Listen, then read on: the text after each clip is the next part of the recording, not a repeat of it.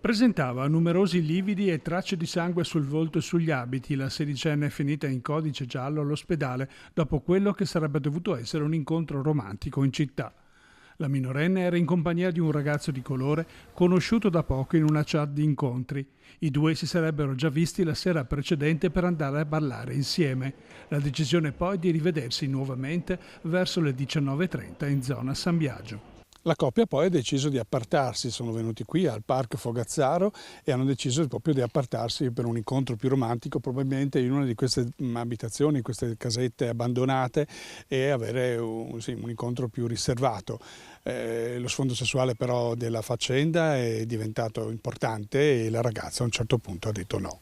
Sarebbe stato a quel punto che la ragazza avrebbe reagito violentemente contro l'uomo che la stava trattenendo con la forza. Divincolandosi, sarebbe infine riuscita a scappare in contrapede muro, dove in lacrime è stata notata da alcuni residenti che hanno allertato una pattuglia della polizia locale.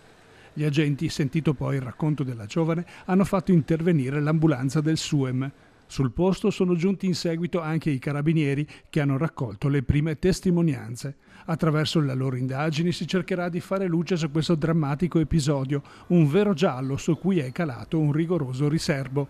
Saranno fondamentali anche le immagini registrate dal sistema di videosorveglianza che operano nel parcheggio Fogazzaro.